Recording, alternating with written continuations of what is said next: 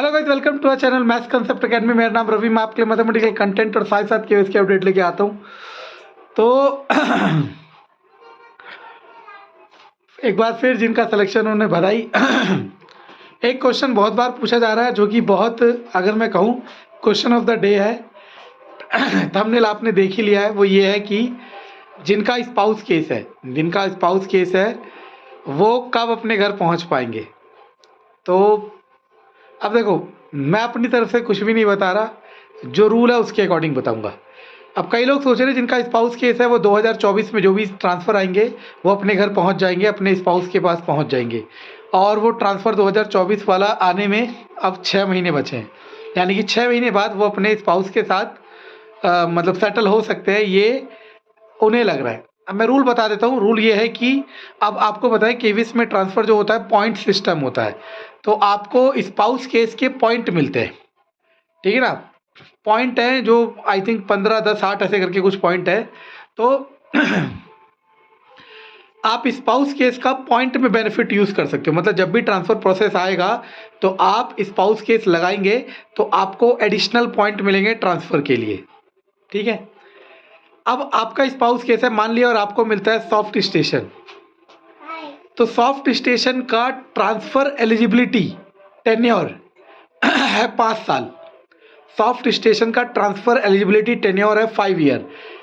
मैं जो बता रहा हूँ रूल के अकॉर्डिंग बता रहा हूँ। बाकी देखो, चाहते तो सभी है, हम भी चाहते हैं ना कि जब ज्वाइन होंगे उसके अगले दिन हम अपने घर के बगल वाले स्कूल में पहुँच जाए। हर कोई चाहता है, लेकिन ऐसा होगा नहीं होगा, ये रूल्स के अकॉर्डिंग डिफाइन होगा। और अब इतना ट्रांसपेरेंट सिस्टम है कि अगर धांधलीबाजी हुई तो वो पकड़ी जाती है। तो अब सुनने की कोशिश करो कि सॉफ्ट स्टेशन का ट्रांसफ़र टेन्योर है 5 साल। मतलब कोई भी, चाहे स्पाउस केस हो चाहे नॉन स्पाउस केस हो, सॉफ्ट स्टेशन में 5 साल उसे टेन्योर पूरा करना है, तब वो ट्रांसफ़र के लिए एलिजिबल है। अब वो ट्रांसफ़र के एलिजिबल है तब वो अपने पॉइंट लगाएगा, स्पाउस केस के लगाए चाहे मेडिकल ग्राउंड के लगाए, चाहे सिंगल चाइल्ड के लगाए, कुछ भी लगाए, वो पॉइंट सिस्टम है। और अगर हार्ड स्टेशन मिल जाता है और आपका स्पाउस केस है तो 3 साल हार्ड स्टेशन का टेन्योर है। मतलब 3 साल बाद जो भी ट्रांसफ़र होगा उसमें आप अपने पॉइंट इस्तेमाल कर सकते हैं स्पाउस केस के। ये जो भी मैं बता रहा हूँ वो 2023 ट्रांसफ़र पॉलिसी के अकॉर्डिंग है। हो सकता है 2024, अभी 2024 में जून के आसपास ट्रांसफ़र आने वाले हैं, तो 2024 में जून में जो ट्रांसफ़र आएंगे, हो सकता है उससे पहले जो ट्रांसफ़र पॉलिसी आए उसमें सॉफ्ट स्टेशन का टेन्योर 3 साल हो जाए, हार्ड का 2 हो जाए, 1 हो जाए, 5 हो जाए, जो भी हो जाए वो उसके हिसाब से डिफाइन करेगा। तो मैं दोबारा क्लियर कर देता हूँ, ये मिथ है लोगों के।